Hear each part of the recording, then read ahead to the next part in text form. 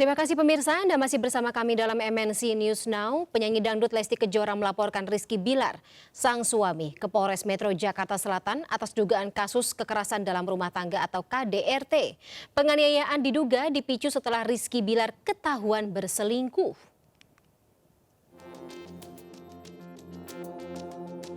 Tak ada angin, tak ada hujan. Kerap pamer kemesraan, tiba-tiba penyanyi dangdut Lestiani atau yang dikenal dengan nama Lesti Kejora melaporkan Rizky Bilar, suaminya, ke Polres Metro Jakarta Selatan. Lesti mengalami kekerasan dalam rumah tangga KDRT yang diduga dilakukan oleh Rizky Bilar di rumahnya di Jalan Gaharu, Cilandak Barat, Jakarta Selatan.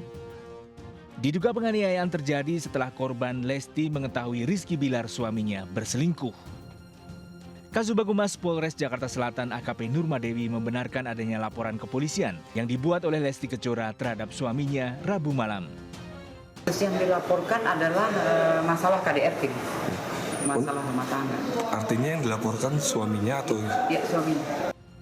Terkait kasus KDRT, Lesti telah menjalani proses visum di rumah sakit. Kalau memang KDRT ini harus kita visum dulu. Kemudian baru kita semalam juga kita periksa untuk minta keterangan dari saudara korban. Nanti kalau untuk kejadiannya kita dalami dulu. Jadi kita tetap dalami, nanti minta keterangan dari saksi, kemudian barang bukti berupa visum yang akan menjelaskan. Dari fakta-fakta itu nanti kita bisa memperjelas kasus ini.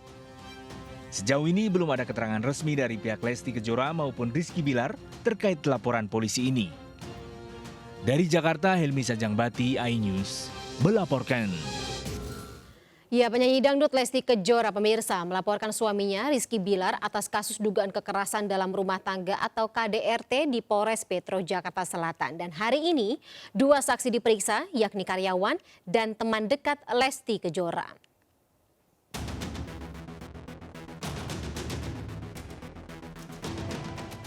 Penyanyi dangdut Lesti Kejora melaporkan suaminya Rizky Bilar ke Polres Metro Jakarta Selatan terkait kasus KDRT Rabu malam.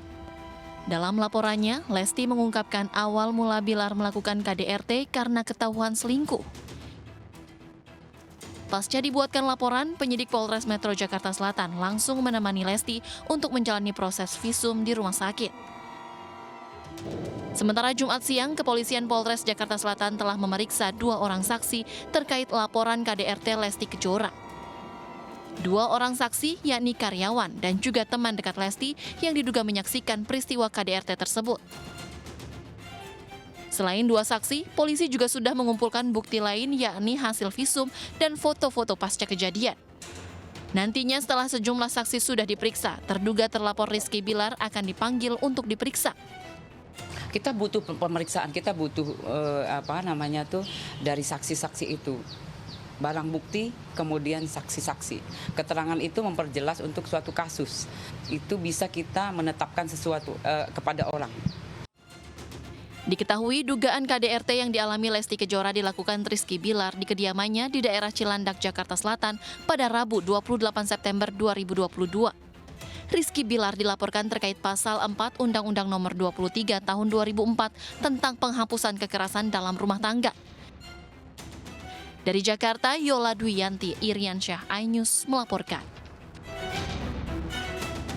Ya, pemirsa, penyanyi Lesti Kejora melaporkan suaminya Rizky Bilar ke kepolisian atas dugaan tindak pidana kekerasan dalam rumah tangga. Dan saat ini sendiri aparat dari Polres Metro Jakarta Selatan sedang melakukan pemeriksaan dan ditemukan ada unsur kekerasan tersebut. Dan sore hari ini kita akan bahas lebih lanjut bersama Kasih Humas Polres Metro Jakarta Selatan AKP Nurma Dewi. Selamat sore, Ibu AKP Nurma.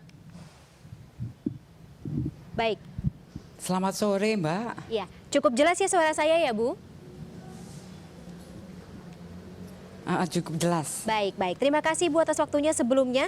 Tapi saya ingin bertanya, pelaporan ini dilakukan korban Lesti Kejora kapan, Bu? Jadi malam ya, Mbak, tanggal 28, jam 22 atau jam 10 malam. Jam 10 malam Lesti ditemani oleh siapa, Bu, ketika melapor? Dengan pengacaranya, Mbak, pengacara. Baik. Saat itu kondisi korban seperti apa, Bu?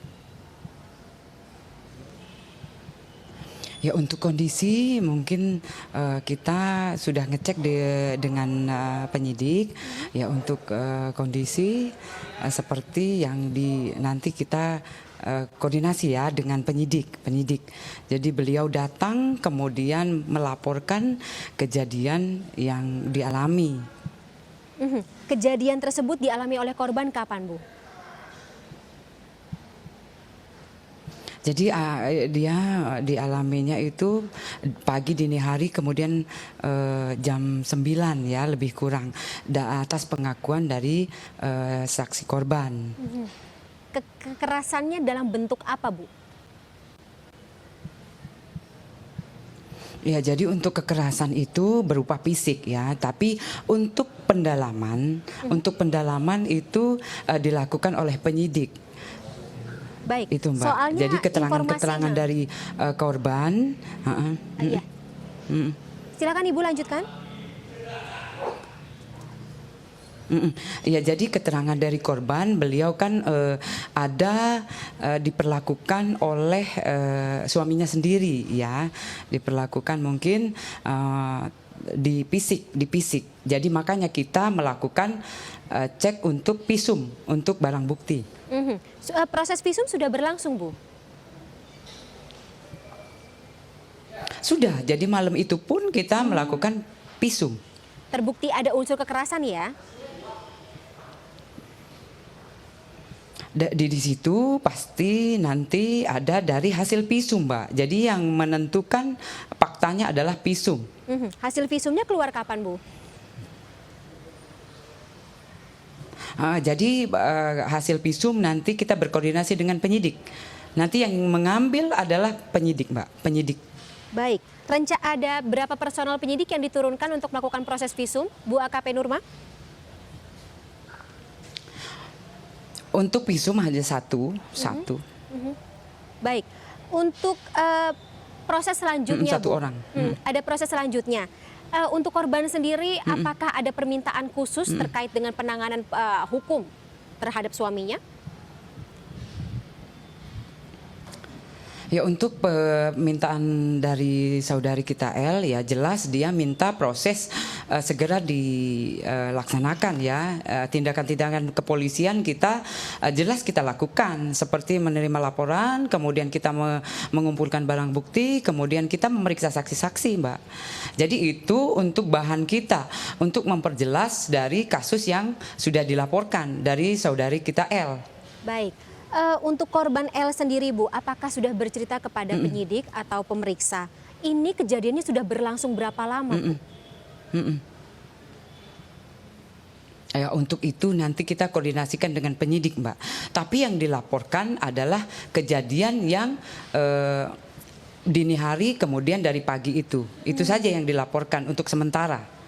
Bu AKP Nurma, apakah polisi juga akan memanggil pelaku? Oh pasti Mbak, tapi kita dengan proses.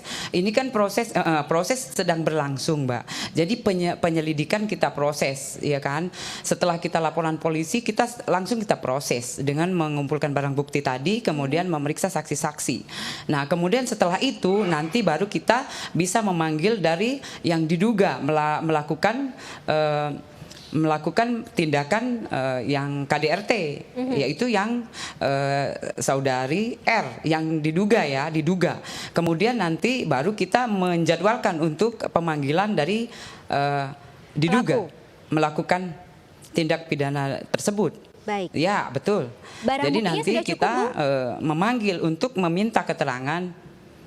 Barang bukti jelas, Mbak, dari mulai foto pun ada kita, dari foto hasil-hasil yang diberikan dari foto, kemudian nanti visum nanti kita berkoordinasi dengan penyidik apa hasil dari visum.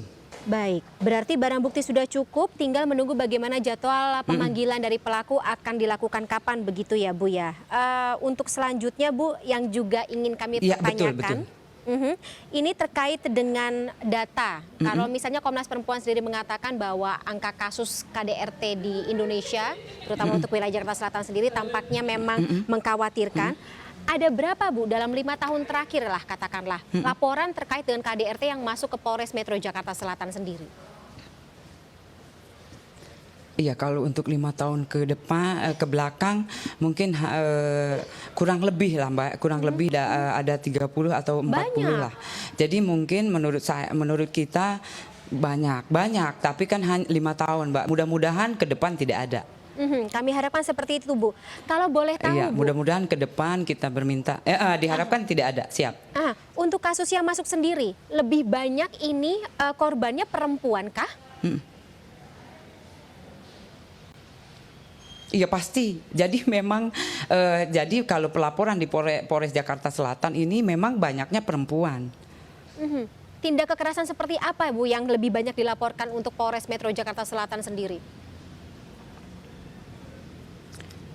Ya tindakan itu ya biasanya kalau KDRT ya biasanya ya yang orang terdekat. Yang terdekat misalnya inti ya, inti yaitu suami ya kan, kemudian atau anak gitu. Jadi itu yang menurut kita memang masuk dalam ranah KDRT. Dan pendampingan Mbak. seperti apa yang diberikan oleh polisi bagi para korban? Pendampingan itu ya jelas kita psikisnya Mbak, psikisnya itu kita harus kita hidupkan kembali. Dia kan mungkin dari titik dia nol, kemudian dia kan pasti ada dari mulai minder atau memang dia ngedon. Itu harus kita naikkan kembali. Jadi dia kena fisik, dengan fisik atau dengan kena Psikis juga. psikisnya. Nah itu yang kita harus bangun. Kita bangun Mbak, dari situlah kita harus bangun. Dia hidup kembali atau dia bersemangat kembali untuk hidup. Karena dari situ kan kita bisa lihat dari mulai dia dapat perlakuan dari psikis, kemudian dari fisik itu kan sangat menyakitkan untuk perempuan. Nah dari situlah dari kita dari Polres Jakarta Selatan terutama di PPA kita membangun kembali dia semangat untuk hidup gitu Mbak. Termasuk pendampingan ini dilakukan untuk korban L ya, Bu? Oh betul, iya jelas. Jadi itu harus juga kita walaupun kita mungkin kalau kita lihat memang kuat misalnya, tapi kita tetap harus ada semangat motivasi buat dia untuk korban biar beliau itu tetap kuat gitu loh.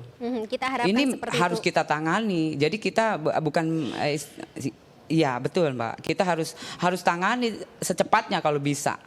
Karena ini kan perempuan. Perempuan ya memang kita pun ya siap. Baik. Kita harapkan agar proses ini berjalan lancar ke depannya, Bu. Kami juga tetap akan mengawal bagaimana kasus-kasus seperti ini tidak akan terjadi lagi ke depannya. Terima kasih Ibu Kasih Humas Polres Iya, Metro betul. Jakarta Siap, Selatan, siap, siap, AKP siap. Nurma Dewi atas Doain ya, waktunya Mbak. Iya, siap, bersama siap. kami. Salam sehat selalu Ibu, sampai Siap. jumpa. Ya. Baik pemirsa, kami akan segera kembali setelah jeda berikut ini. Tetaplah bersama kami dalam MNC News Now.